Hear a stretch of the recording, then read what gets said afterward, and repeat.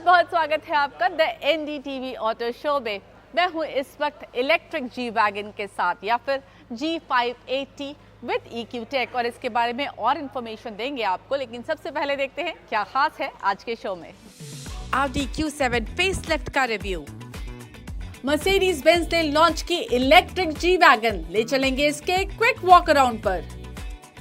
Raymond's auto fest में दिखी एक से बढ़कर एक विंटेज कार्स। Audi ने Q7 SUV का फेसलिफ्ट उतारा है, क्या कुछ बदला है, क्या कुछ है पहले जैसा, देखते हैं इस रिव्यू में। A 35% loyalty rate, 1 out of 3 repeat customers. These are not some figures that belong to a budget car, but something that has been a favorite of the rich, famous and powerful, the Audi Q7.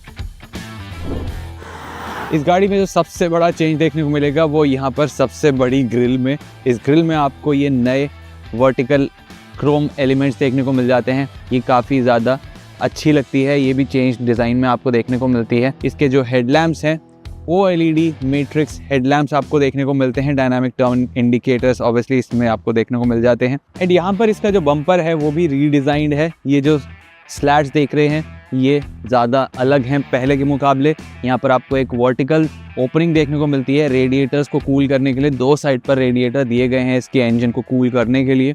तो यहाँ पर सामने से आपको थोड़ा ज़्यादा aggressive look देखने को मिलता है।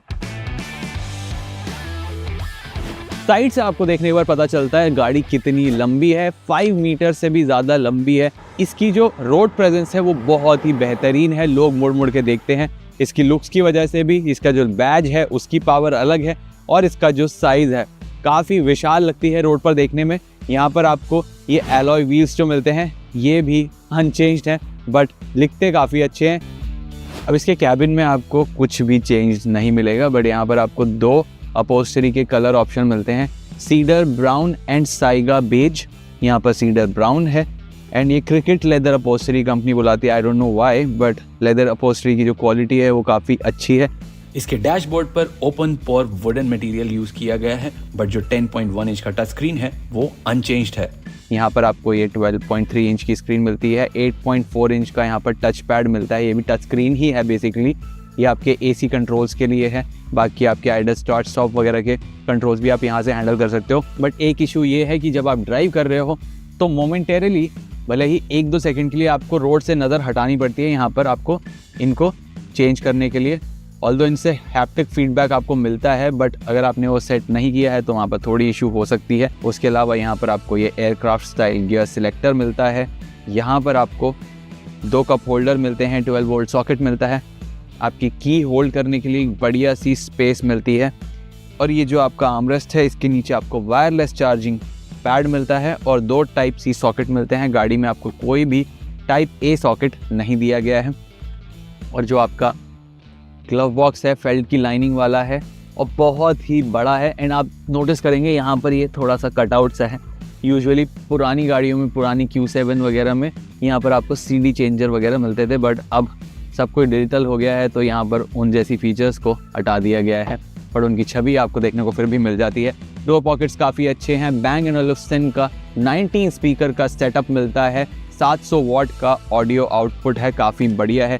एक और नीट स्टोरेज स्पेस आपको ड्राइवर की साइड पे मिलती है अगर आपको कुछ सामान छुपाना हो बाकी ऑक्यूपेंट्स से और वो आपको ही एक्सेस करना चाहते हो, किसी और की नज़र में ना आए, तो वो आप यहाँ पर आराम से डाल सकते हो। इसकी रियर सीट पर आके आपको पता चलता है कि ये रिच एंड फेमस के लिए इतनी खास गाड़ी क्यों है। इसकी रियर सीट में अटमोस्ट कंफर्ट में आप बैठते हो। इसके अलावा इस सीट को आप आगे पीछे शिफ्ट कर सकते हो। उसके अलावा इसको आप रिक्लाइन भी कर सकते हो। यहाँ पर आपको ये फोल्डेबल आर्मरेस्ट में स्पेस मिलती है, 2 कप होल्डर मिलते हैं, पॉप आउट होते हैं।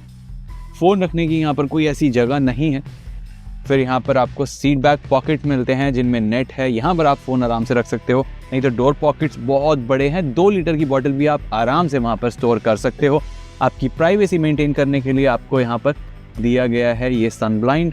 एंड डोर्स में आपको यहाँ पर छोटा मोटा निकनैक यानी सिक्के वगैरह रखने के लिए, टॉफ़ी वगैरह आप खाते हो तो वो आप यहाँ पर रख सकते हो। 4 जोन क्लाइमेट कंट्रोल है तो दोनों कंट्रोल्स यहाँ पर आपको मिलते हैं, रियर वाले। AC वेंट्स यहाँ पर मिलते हैं, डोर्स में भी माउंटेड हैं, इसके B पिलर में भी माउंटेड हैं AC वेंट्स।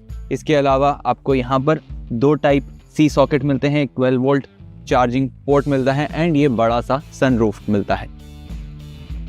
क्योंकि ये एक फेसलिफ्ट है तो यहाँ पर इंजन वही मिलता है, पेट्रोल ओनली ऑफरिंग है। 340 हॉर्स पावर, 500 न्यूटन मीटर्स का पीक टॉर्क डिलीवर करता है इसका 3 लीटर का V6 टर्बोचार्ज्ड पेट्रोल इंजन, और इसके साथ लगा है 8 स्पीड का ऑटोमेटिक गियर बॉक्स।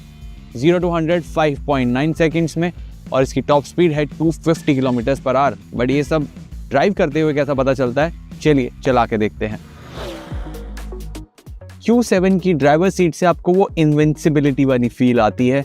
यहाँ से व्यू आउट बहुत ही कमांडिंग है, सब कुछ आपको अच्छे तरीके से दिखता है। वो जो इंजन मैंने आपको बाहर से दिखाया, यहाँ पर अंदर आपको उसकी बिल्कुल भी आवाज़ सुनाई नहीं देती है। जब आप इसको कंफर्ट या फिर एफिशिएंसी मोड में डाल देंगे तो वो एकदम अपना काम साइलेंटली बैकग्राउंड में करता रहता है, अपनी प्रेजेंस आपको पता भी नहीं लगने देता है। लेकिन जब आप उससे परफॉर्मेंस की डिमांड करेंगे तो वो आपकी डिमांड यूं फुलफिल करता है, जैसे ही आप पेडल फ्लो कर देंगे गाड़ी रिलेंटलेसली आगे बढ़ती है और कोई भी आपको परफॉर्मेंस में कमी महसूस नहीं होती है। साथ में इसका जो 8 स्पीड का गियर बॉक्स है वो भी बहुत ही बढ़िया तरीके से गियर शिफ्ट करता है, आपको जो गियर शिफ्ट्स हैं पता भी नहीं लगने देता है। ऑफ कोर्स आपको और भी ज़्यादा स्पोर्टी ड्राइविंग चाहिए हो तो आप यहाँ पर पैडल शिफ्टर्स का भी इस्तेमाल कर सकते हैं, और जब आप गाड़ी को पुश करते हैं तो आपको वो अपनी आवाज़ ज़रूर सुना देता है बाहर से, जो काफी स्पोर्टी लगती है सुनने में। बट एक Q7 बायर को इस सब से ज़्यादा मतलब नहीं है, तो मैं आपको बता देता हूँ कि लॉन्ग डिस्टेंस जर्नीज या फिर सिटी की ड्राइव्स आपकी इस गाड़ी के साथ इसके साइज़ के बावजूद बहुत ही ज़्यादा कंफर्टेबल और आरामदेह होती हैं। साथ ही इसमें जो साउंड डेडनिंग है, बाहर का जो शोर वगैरह है, कुछ भी नहीं आता है कैबिन के अंदर। और आपकी राइड वगैरह को इतना ख़ास बनाने में इसका जो सस्पेंशन है, एयर सस्पेंशन, वो भी काफ़ी अच्छे से काम करता है। इसके जो टायर्स हैं उनकी साइड वॉल काफ़ी ऊंची है, तो कंफर्ट लेवल अच्छा खासा बना रहता है। और इसका जो सस्पेंशन है वो कितना सफल है वो आप विजुअल्स से देख सकते हो। जब मैंने इसको एक स्पीड बम्प से लेके गया तो वहाँ पर गाड़ी में ज़्यादा कोई मूवमेंट ही नहीं आई। कॉर्नर्स पर भी ये भीम का गाड़ी बहुत बढ़िया तरीके से हैंडल होती है। इस गाड़ी के साथ आपको बॉडी रोल काफ़ी कम महसूस होता है, एंड ऑब्वियसली इसमें ऑल व्हील ड्राइव क्वात्रो जो सिस्टम है उसका भी ग्रिप लेवल्स मेंटेन करने में बड़ा हाथ है। तो इस गाड़ी की तो टॉप स्पीड 250 किलोमीटर की है, बट यहाँ पर इंडिया में जो रेगुलेशन स्पीड लिमिट्स हैं वहाँ पर इस गाड़ी के साथ आप जब चलाओगे तो आपको महसूस होगा कि आप हवा से बातें कर रहे हो। इसमें 48 वोल्ट का माइल्ड हाइब्रिड सिस्टम भी लगा है।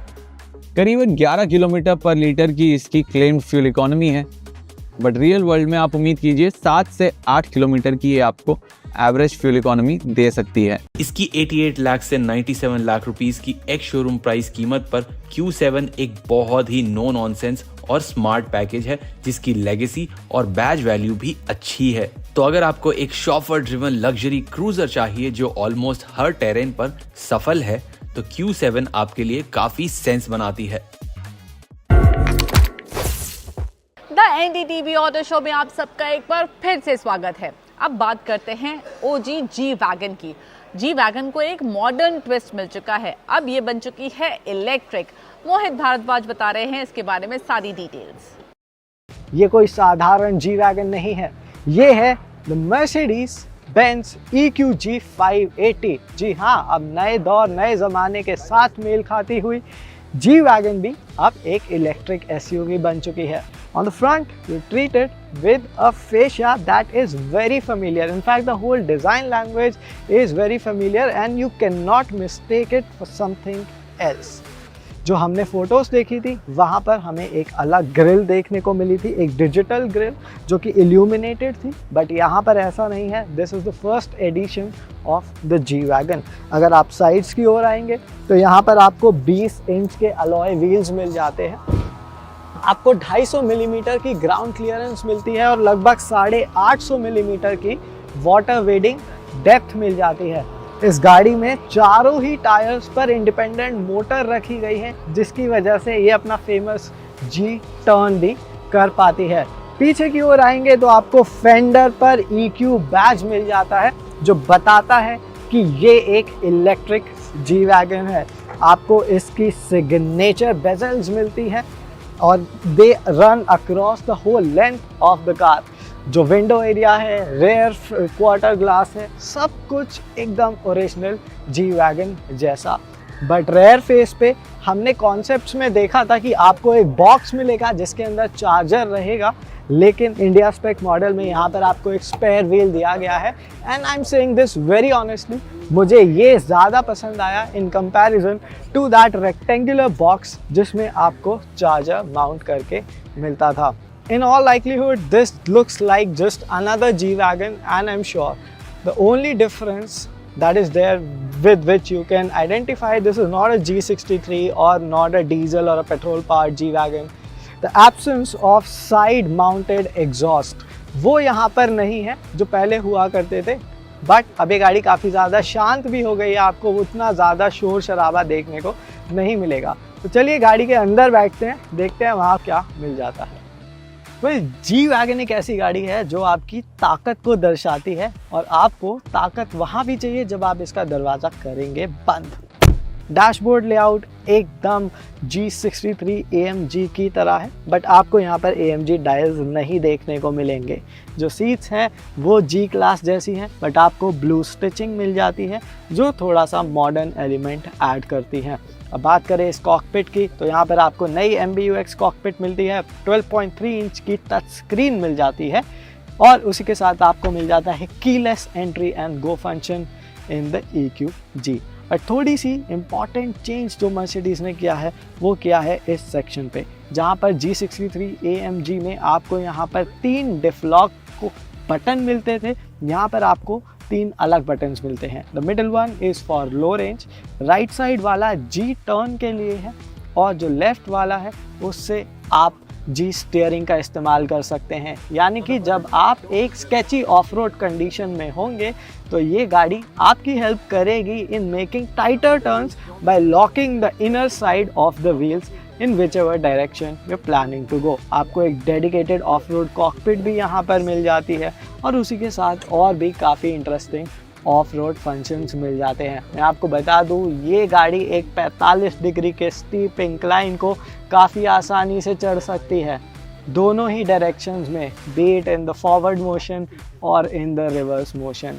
और इसी के साथ मुझे लगता है कि अब हमें इसकी पावर ट्रेन के बारे में बात करनी चाहिए। As you saw, not a lot has changed on the inside of the electrified G-Wagon, but there's a lot that has changed when we talk of power output. अब आपको 432 किलोवाट का power output मिल जाता है, उसी के साथ मिलता है 1164 न्यूटन मीटर का पीक टॉर्क। 0 से 0 की रफ्तार ये गाड़ी पकड़ लेती है मात्र 4.7 सेकेंड में। मगर अब आप सोचेंगे कि ये G63 AMG से थोड़ा सा ज़्यादा टाइम क्यों ले रही है? Well that is because of its weight, क्योंकि यहाँ पर आपको मिलती है 116 किलोवाट आवर का बैटरी पैक जो इस गाड़ी के फ्लोर के नीचे फिट किया गया है, and it gives you a range of around 473 kilometers in the WLTP cycle. But अगर बात करी जाए कि चार्जिंग टाइम कितना लगेगा, तो DC फास्ट चार्जर से जब आप 200 किलोवाट का चार्जर यूज़ करेंगे तो 10 to 80% चार्ज के लिए आपको लगेगा सिर्फ 32 minute. Well that was all about the Mercedes-Benz EQG 580। अब मॉडर्न ज़माने में जी वैगन भी मॉडर्न हो गई है, ये पेट्रोल और डीजल पर नहीं चलेगी, बिजली से चलेगी। If I told you over 700 exotic vehicles, which include supercars, superbikes, vintage cars, vintage bikes, modern classics and whatnot under the same roof, and you can have a look at them free of cost, would you believe it? Well, if you don't, take a look of the Auto Fest. This is Raymond's 100 years of existence, and to celebrate it, they have organized an Auto Fest where they have put these cars on display. This is happening in Thane between 10th and 12th of January. In case you can visit, do come over. In case you cannot, stick around. I will give you a glimpse of what's here at the Auto Fest.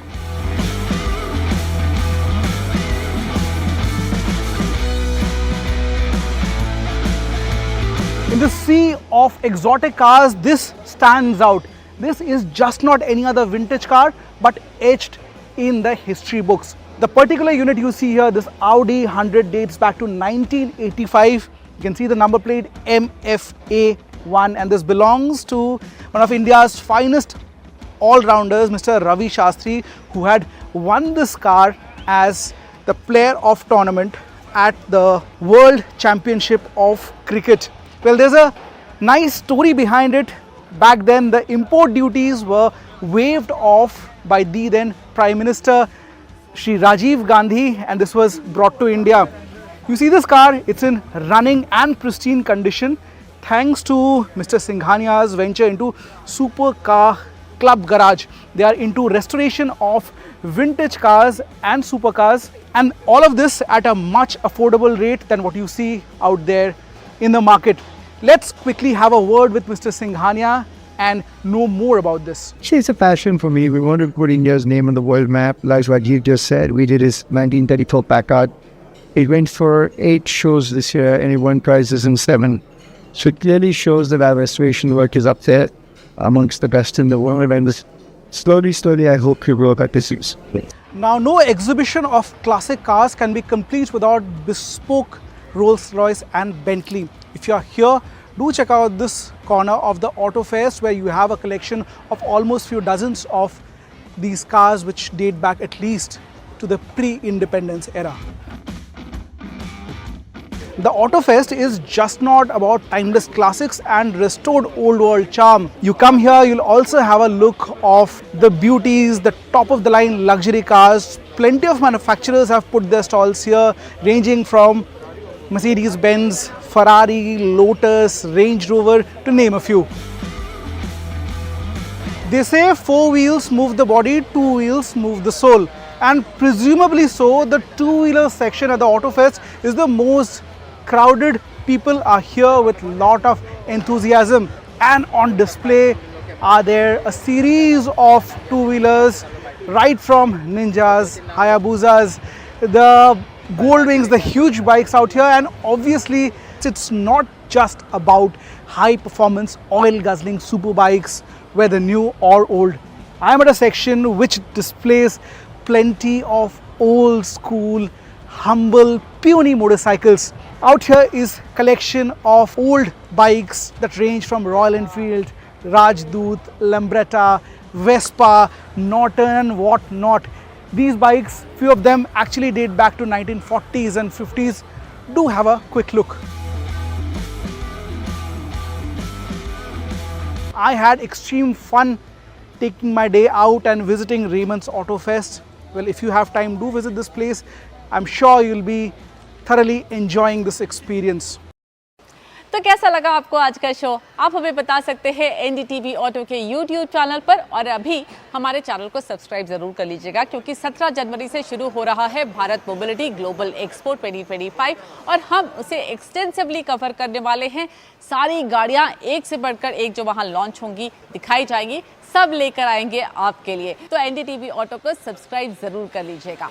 C you next week, तब तक के लिए bye bye, take care.